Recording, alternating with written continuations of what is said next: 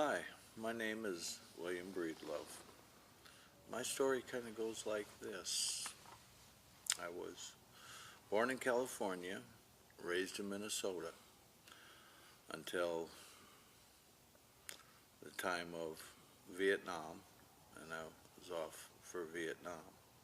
Before that happened, family life pretty much dissolved when I was about 13, and my mother got sick and later died when I was 16. Kind of on my own, hit the streets and lived self-sufficiently until I went to the service. After the service, I decided to stay in California and take up residency there. Through this time, I got married in California to a Lutheran gal, and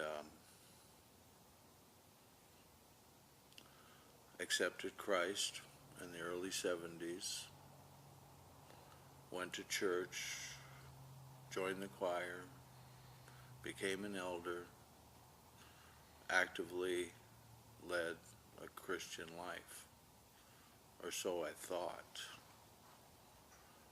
It became a passive Christian life, one that I believed in Jesus. I was saved through His grace. I'm going to heaven. But I didn't take that with me into the work world. I left it at church. I left it at the Bible study. And I thought I was doing okay. I spent most of my life that way. As the kids grew up, they went off to college. It was time to move and get out of California. I picked Texas. 94, I moved out here. I thought I was ready to kick back some. Bought the lake house. Had a good time. In the back of my mind, however, I did this because nobody in my family seemed to live past the mid-50s. And I was going to have some fun because I was pretty certain I too was going to die at about the age my father did, at age 56. Well, we came close. Sure enough, I had the heart attack. But as I sat there struggling for air, I prayed and stayed alive. I got an artificial valve put in me and lived. But this is when things started to change for me. With my heart attack, little did I know that I was receiving blood clots that were going to my brain, killing it off. And for the next 5 years, I was struggling with dementia. Dementia that I didn't know I had, because it was the last thing that they figured out. They tested me for everything, but over this 5-year period of time, I began to lose body function. Memory was going, confusion was coming in. I was having a difficult time, and it seemed to be getting worse, and the doctors couldn't tell me anything. They just would give me another test. And I reached a critical point. And by the time that I had my MRI, and they discovered that my brain looked like Swiss cheese, that I had dementia, and there was no cure, I knew I was going to die of stupidity. One day, things just weren't going to turn on. Well, in that 5-year period of time, I also lost my wife. The marriage ended. The lake house had to be sold. the finances and the money that was put away was gone. I was getting worse. In fact, it was reaching a point where I was giving up. For those who aren't familiar, a lot of us have heard through our church services the Damascus story of Paul being touched by God. Well, in a similar vein, that happened to me as well. A day that I was going to help somebody on a project that I knew how to do, but didn't have the physical strength to do it. In fact, I was having a problem driving at that point.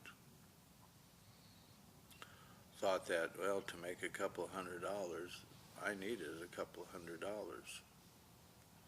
Now at this time, I was living in my camper. I said the lake house was gone, the money was gone, the wife was gone, even my dog died. It was looking pretty bleak. I currently now live in the Granbury area, and this project was up in Fort Worth. Police stopped me, gave me a speeding ticket. The last thing I needed, a $200 ticket. Got caught in a speed trap that I knew was there, but because of the way my mind was working, I forgot about it. Walked right into it. I was so upset that I basically was having a breakdown. I was shaking so violently I couldn't even sign the ticket. Had to get out of the car and walk around, and I was at Benbrook Park. I walked around Benbrook Park, shaking and screaming at God, screaming at the top of my lungs. I didn't care who was looking at me, where I was, but I was screaming. But the scream also turned into a plea, a cry for help. But I was screaming to the heavens that I just can't take it anymore. I was giving up. I didn't care. I wanted to die right then and there. I knew my future was pretty dim. It was just going to get worse. And it was at that moment that what I'm about to share with you started.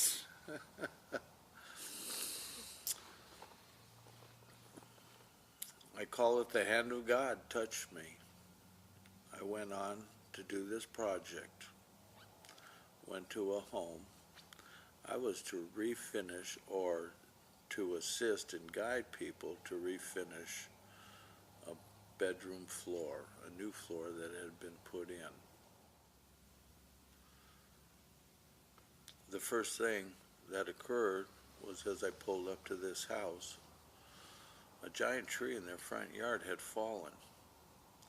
The two helpers that I would need to do this project were fully consumed with taking care of the broken water lines and cutting up this tree. Oh, it was a big tree, huge tree. I stood in this room going, I can't do any of this. I don't have the coordination. I don't have the strength. Everything is gone. The dementia has taken its toll. I walk like a 100-year-old man. I thought like a 120-year-old man. I was a shell of what I was.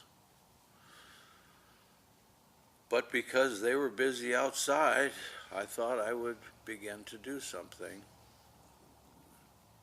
Prepare it, get it ready, whatever I could do. In these 2.5 days of what I had figured would take 2 men 3 days to complete, I did the entire job by myself in less than 7 hours, spread over these 2.5 days. Amazing. Simply amazing. My strength returned. My coordination returned. Wood transformed itself. Fumes from lacquer thinners were gone. Sawdust that was created in the room disappeared. Amazing. Absolutely amazing. All happening and following a story around Gideon. And why I say that is because the topper to this was the fact that I was using lamb's wool for part of this project. And just like the story says, one day it was wet and everything was dry. This next day it was dry and everything around it was wet. As I began to sand the floor, oak floor, trying to remove divots that were 1/4 to 3/8 of an inch deep with one swipe of an industrial size sander that would throw a normal man into the wall if not held just right.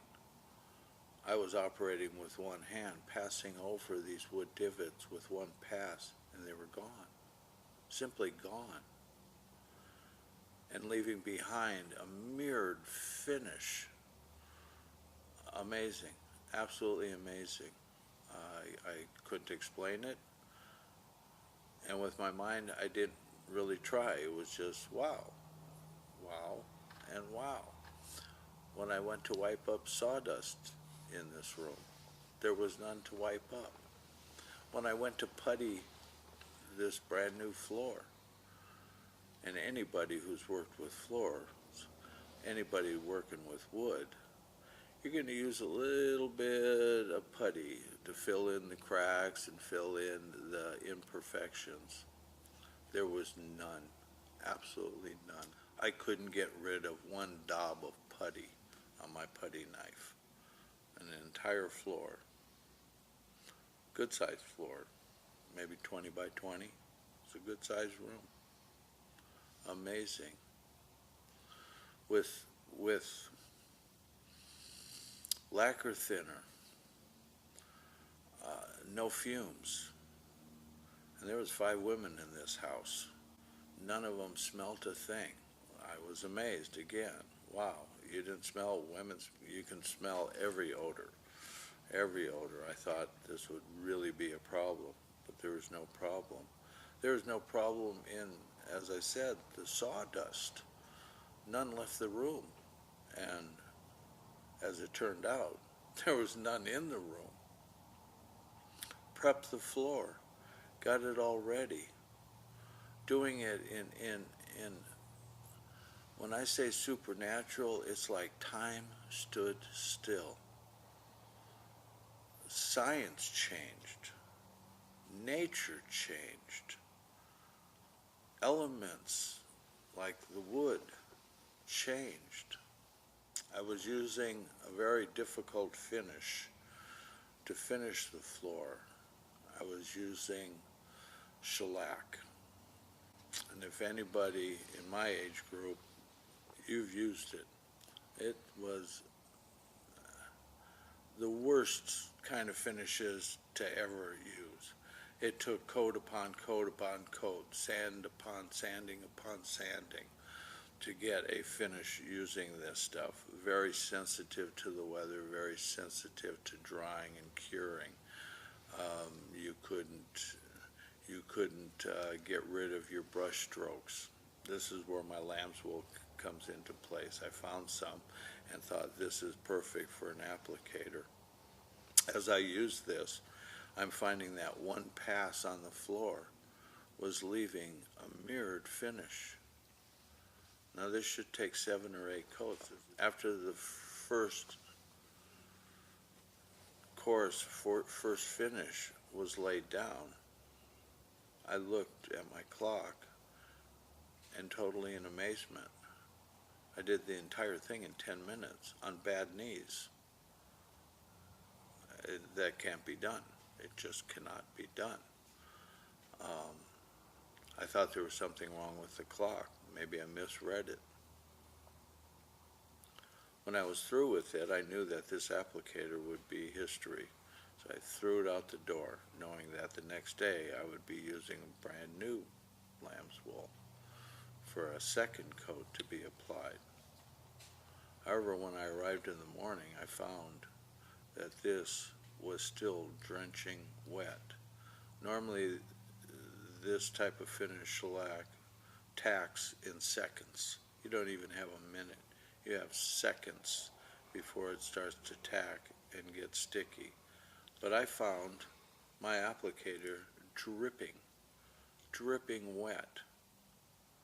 Now, I had planned on removing it and replacing this wooden block applicator with a brand new piece of lamb's wool. I couldn't get the old one off.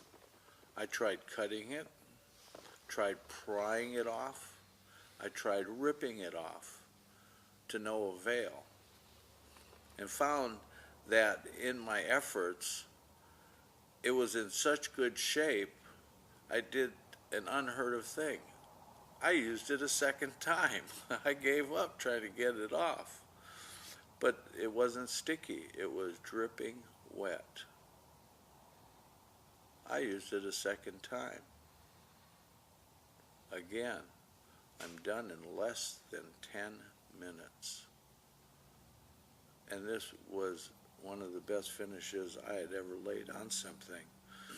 And I say this out of retrospect. One of the companies that I had in California was a flooring company.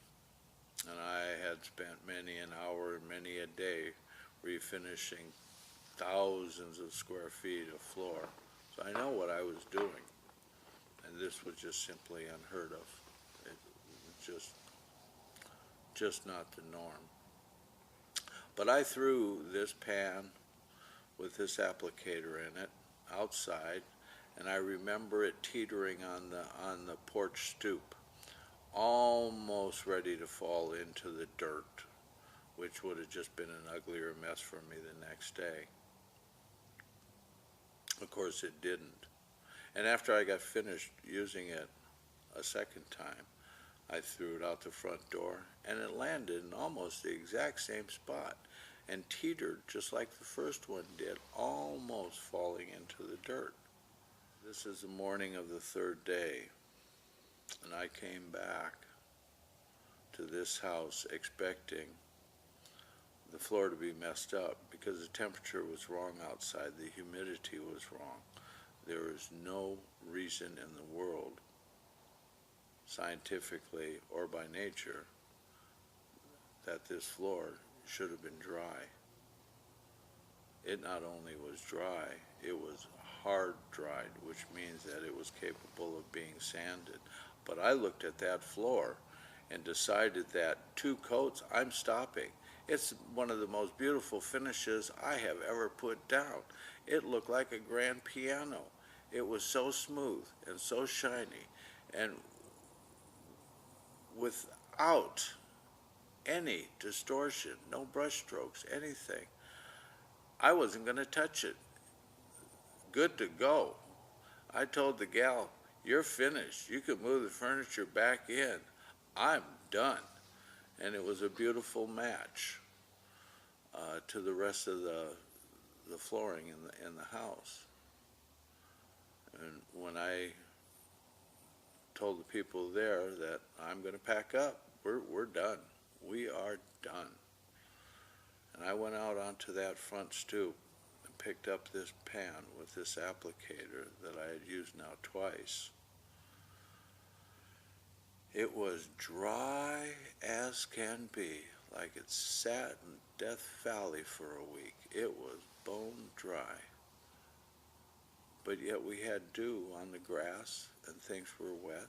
humidity factor was somewhere in the 90%, which is another reason this type of finish cannot be used.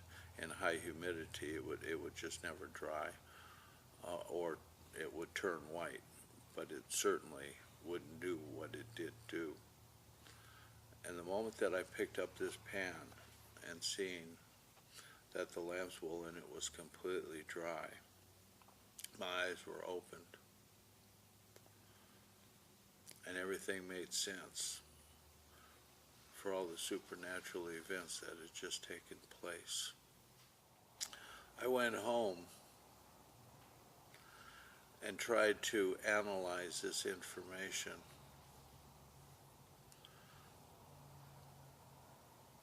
Stunning, stunning, stunning. I went to a pastor and said, "This is what happened. What do you think?" And he didn't say a word, but he opened the Bible up to the story of Gideon. And he said, "Read it." And I did. And the fleece was there. And my jaw had just dropped open. It was amazing that I could see the similarities, the parallels of what was happening in my own life and the story of Gideon. And I know this was God sent, because the last thing that I was reading in the story of Gideon is when he conquered this army of the Midianites. He surrounded an army of soldiers, and he surrounded them with 300 men. And these 300 men used lights and sound to conquer them. He hid the lights in clay pots, and he used the shofar. And between those two, he fooled that army into killing themselves. They panicked. My specialty in my career has been special effects, lighting, and sound. I thought I was the first one to ever use surround sound when it first came out. That was in 1979. Gideon had used it several thousand years earlier. But when I read that statement of Gideon using special effects, lighting, and sound, and knowing that my career was based on this, it was the undenying doubt that everything that had just happened to me came from the Lord.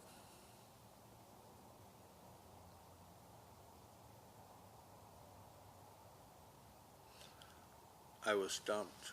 For days, I walked in a stupor, but it was a supernatural stupor. It was an anointing that is hard to explain unless it's somebody who's been there. Yeah, I truly had a Damascus experience, all right.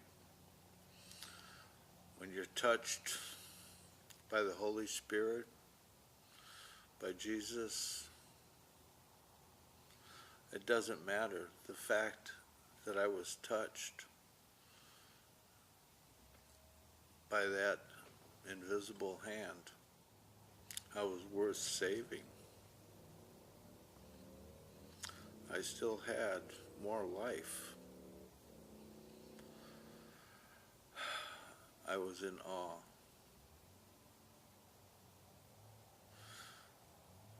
And the story goes on.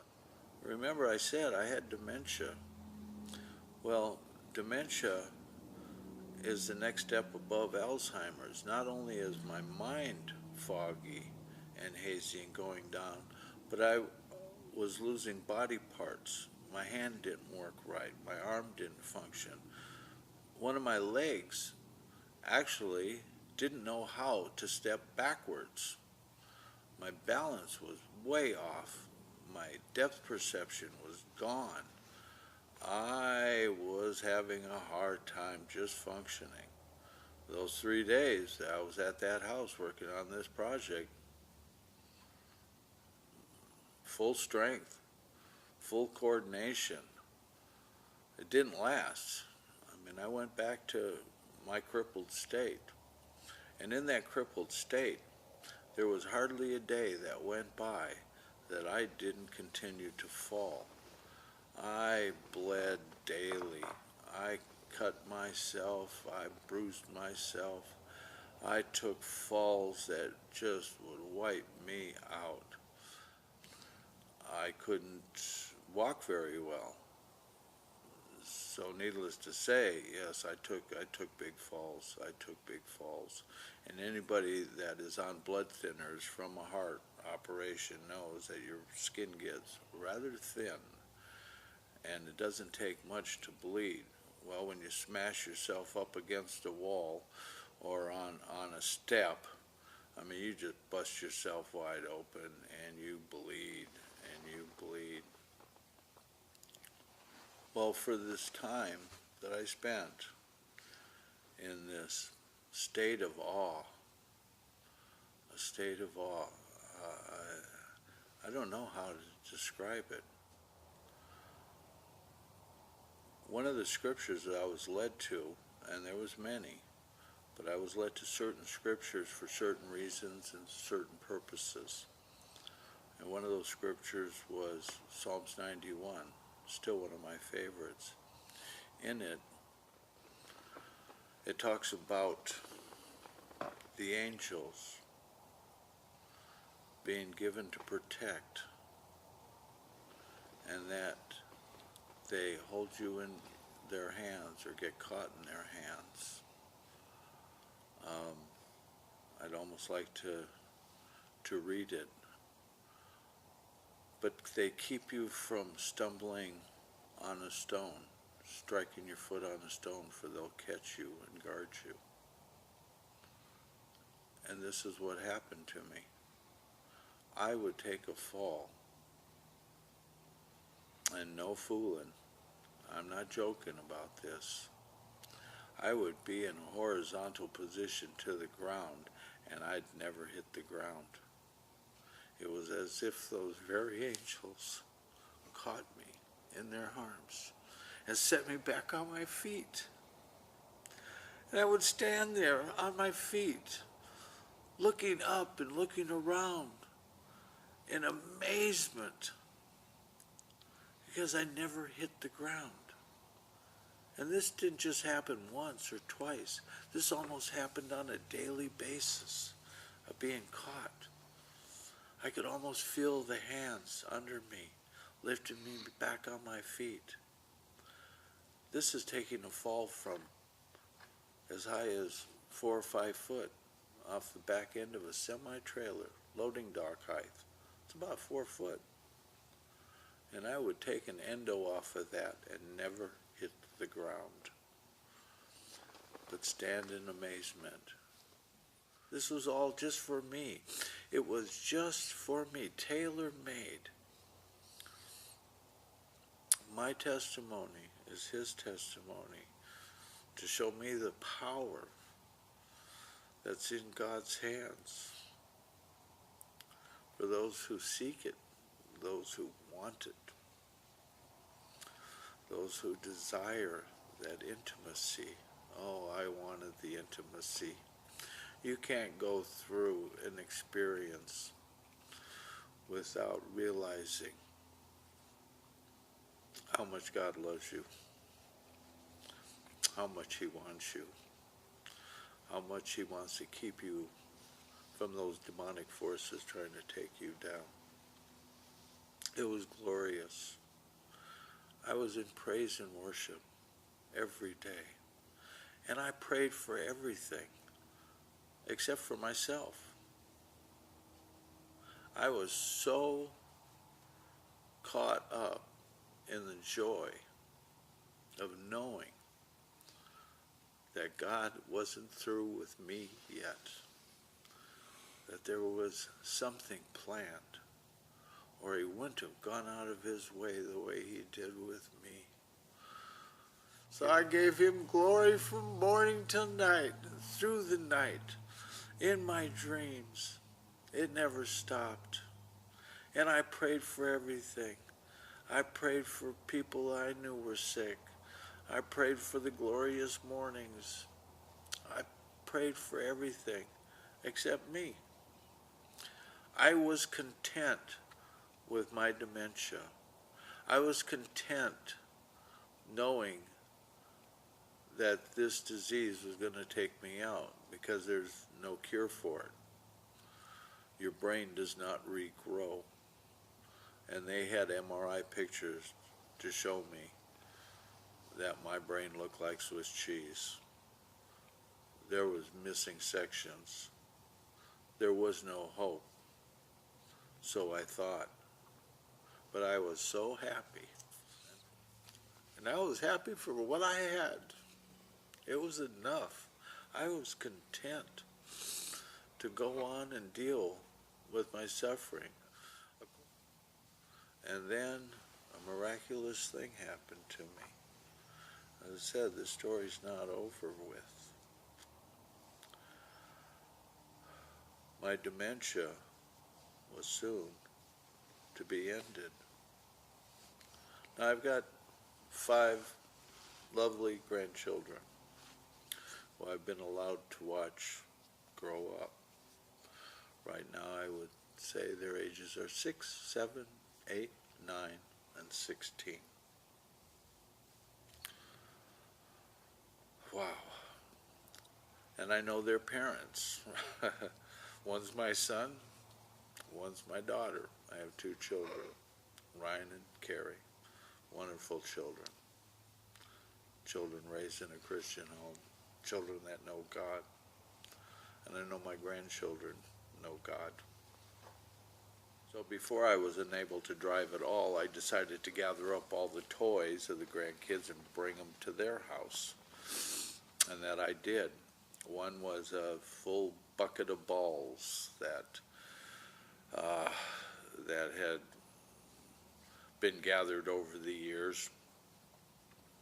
And I took these toys along with all those balls to my grandson Owen, who at the time was 3 years old. And he had already developed a strong arm. It's like, okay, this guy's going to be a pitcher. He's going to be in baseball. He's going to be a pitcher like his daddy was when his daddy was young. Bullet of an arm. So I made the journey over to spend the day with Avery, my little granddaughter, and her younger brother Owen, who was 3. One of the first things that Owen asks Grandpa is, let's go play catch. I look at his mom, Terry, and go, catch? You kidding? You know, I can't catch a ball. But there's a whole bucket, sure, I'll entertain them. And we went out into the front yard. And as Owen threw the first bullet, he threw it to my right side, the side where my hand didn't work. And the arm wasn't too far behind it. And I reached out and caught that. I did a double take. I was shocked. Terry, standing next to me, Owen's mom, was kind of surprised too. I mean, this hand couldn't hold a coffee cup without dropping it. But it reached out, caught a fast, hard pitch. In my amazement, I said, Owen, throw me another ball. And he did, almost in the same location. I reached out and I caught the second ball. Double amazed. Oh, this is just too much. This is just coincidence. Ryan, throw me a third ball. And he did. and I caught that one too. Something was up. And as I holding the 3 balls, I went, well, I used to know how to juggle, pitched them in the air, and began to juggle. And it was at that moment God stepped into my life again. Gave me a bonus healing. All of a sudden, my coordination returned. My mind cleared of that fuzzy cloud. Gone. My strength came back. I was healed in a moment of time. My grandson is involved. I don't have doctors, I don't have surgeons. There's no connection to anybody else. This had to have come from God Himself. He healed me. I'm telling you, folks, it's been an amazing ride because my life has just been restored. I've been healed. In fact, I joke about the idea that I've had bonus healing through years of construction and years of physical labor. I am like a lot. We've got our bad backs, we've got our bad knees, all the years of refinishing flooring, bad knees, bad back. Those got healed too.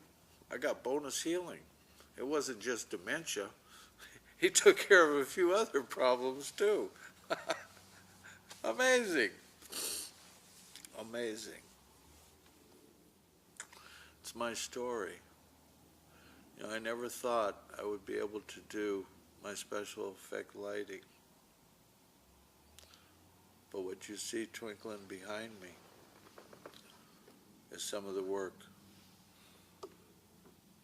that I did before. Never thought I would do it again.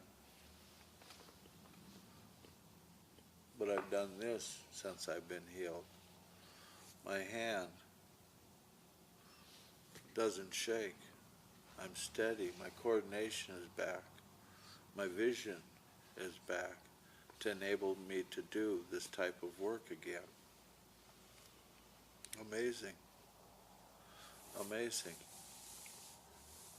My life has been turned around. I found my story. My story's in his story. His story. It's in this book.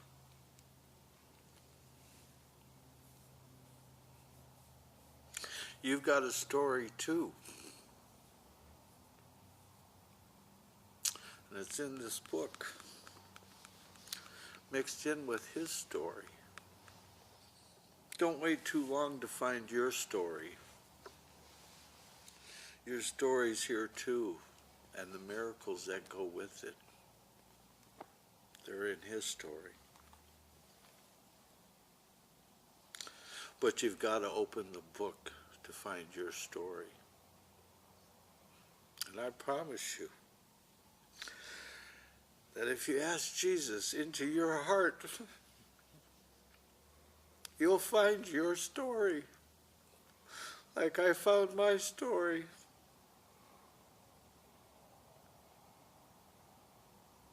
Amen.